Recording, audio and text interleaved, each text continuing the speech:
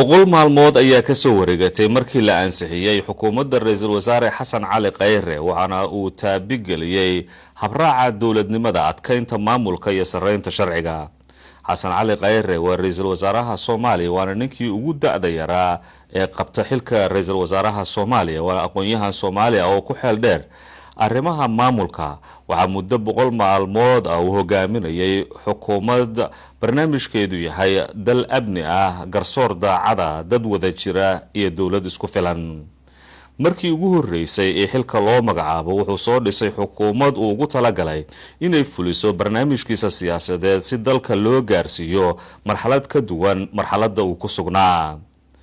xilligaasi dalku waxa uu ku sugnaa abaare saameeyay malaayiin Soomaali ah oo ku noolaa dalka gudihiisa dadkaas oo haystay nolol aad u liidata waana adkay dadkaasi inay helaan nolol ay kaga samato baxaan xaaladda abaareed ee dalka ka jirtay. wuxuu dhisay guddi wax ka qabta abaaraha kuwaas oo ku dadaalayay isla markaana wax wanaagsan ka qabtay dhibaatadii abaaraha ee Soomaaliya iyagoo kaashanaya shacbiga Soomaaliyeed ee ku nool dunida daafaheeda. sida aan ugu gurmano dadka Soomaaliyeed maanta ayaa waxay wax ka sheegi doontaa taariikhda ummadda Soomaaliyeed.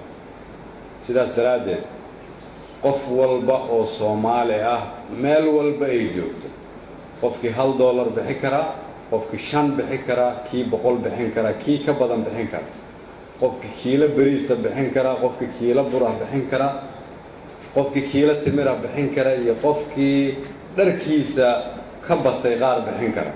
waxaan rabaa inaan idin sheego wax la quursado ma yaalin maanta wax walba oo awoodaan inaad bixisaan. dadka Soomaaliyeedna waa inay iyagu isku tashtaan cid kale oo lagu tashan karana si loo helo miisaan sax ah oo lagu cabiro xaaladda siyaasadda Soomaaliya waa in taariikhda la raad raaco oo aan wax ka soo baran dhacdooyinkii iyo meertooyinkii isgurayay ee soo taxnaa 26 sano ee ugu dambeeyay. Soomaaliya ma ahan dad laha dawlad dhexe oo dhisan oo dalkeeda gacanta ku wada haysa waa qaran burburay oo u kala qaybsamay mandiqado ama gobollo maamul dawladeed leh kuwaas oo leh calan madaxweyne baarlamaan iyo wasiir. waa dad kala aamin baxay oo u baahan in dib la isugu soo noqo oo isla markaana dib la isugu furo.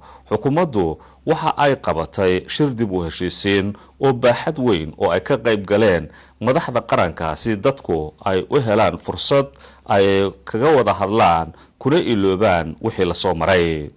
kuwa siyaasiyiinta madaxda ama kuwa hadda aan xukunka joogin waxaan kula dardaarmayaa haddii aad rabtid Soomaaliya inaad berito madax ka noqotid waa inaad ka sii shaqaysaa dalkii aad madaxda ka noqon lahayd.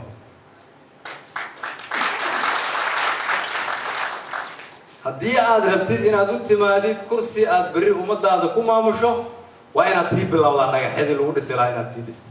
dadka Soomaaliyeed baahida koowaad waxay u qabeen ammaan ka hirgala geyiga Soomaaliya gaar ahaan caasimadda Soomaaliya ee Muqdisho. maalintii waxaa caasimadda Muqdisho ku dhiman jiray dad fara badan oo qaarkood ayagoo waxba galabsan ay qaraxyadu galaafan jireen. xukuumadda Xasan Cali Khayre muddadii 100 maalmood ahayd waxay hirgelisay barnaamij loogu magac daray xasilinta caasimadda. waxaa la dhisay ciidamo ka howlgalaya caasimadda waxaana loogu baaqay ciidamada hubeysan ee magaalada ka howlgala in ay hubkooda ka xareeyaan magaalada waxaana la mamnuucay magaalada Muqdishona laga mamnuucay iyo nawaaxigeeda hubka waaweyn.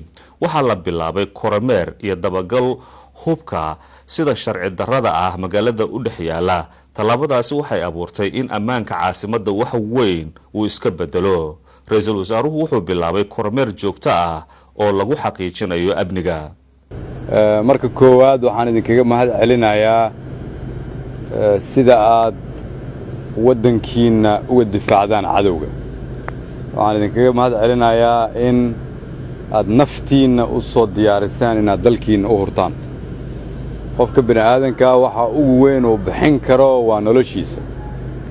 haddii aad aqbasheen noloshiina inaad u bixisaan dalkiina dalka iyo dadkuba abaal idinkaga haya. xukuumaddu waxay idin ballan qaadaysaa in bil walba marka ay dhamaato aad heshaan mushaarkiin.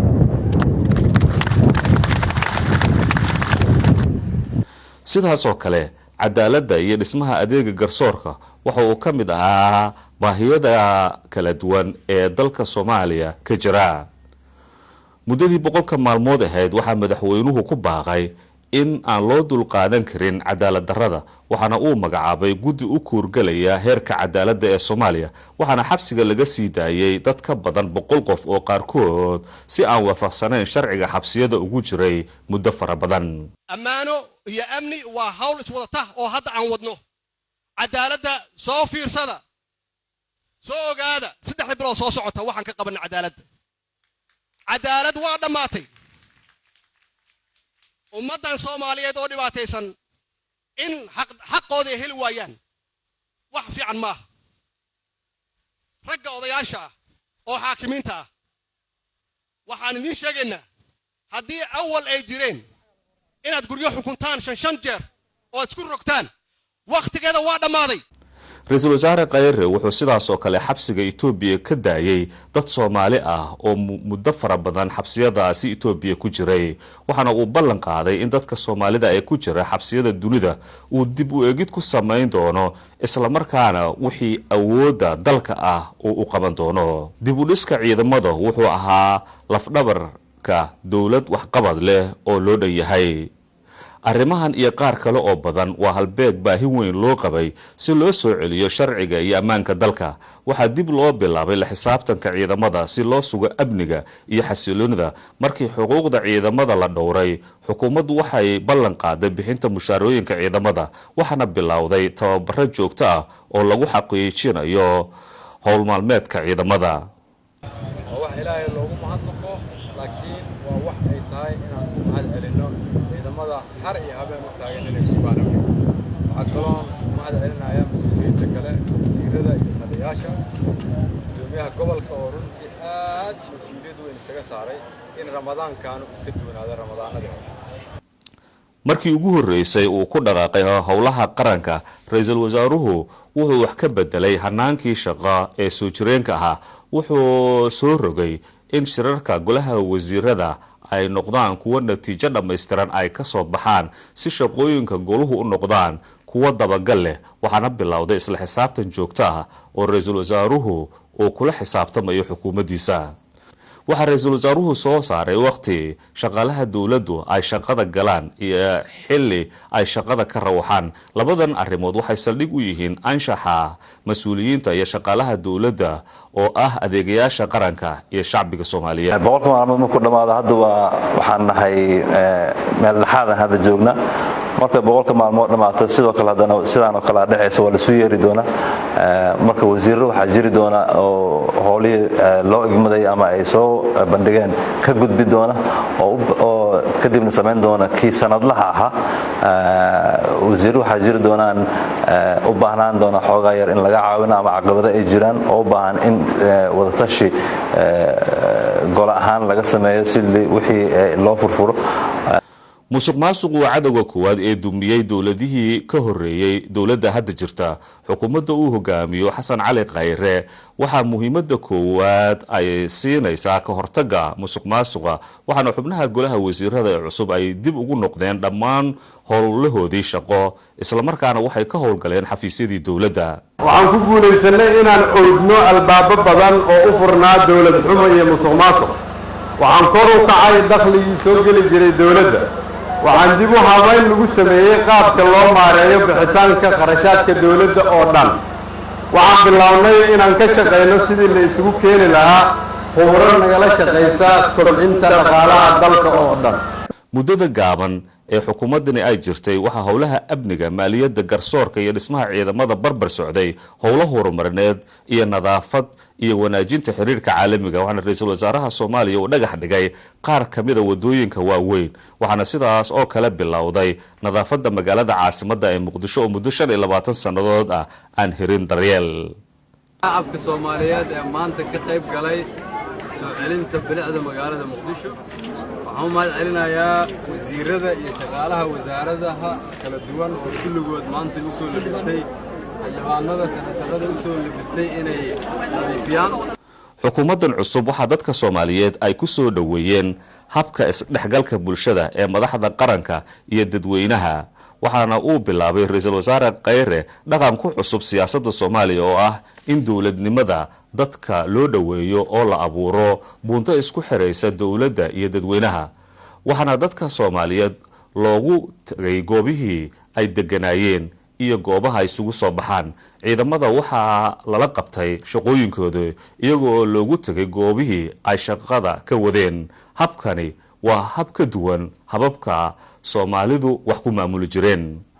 dhammaan dadka Soomaaliyeed badankoodu waxa ay qirayaan inay jiraan talaabooyin waxqabad leh oo loo qaadayo dhinaca dowladnimada, waxaana muuqata inay jiraan isla xisaabtan iyo dabagal joogto ah oo lagu xaqiijinayo shaqada iyo howlwadeennada dowladda. dad aad u badan oo Soomaali ah ayaa taageero u muujiyay dowladda federaalka ee Soomaaliya.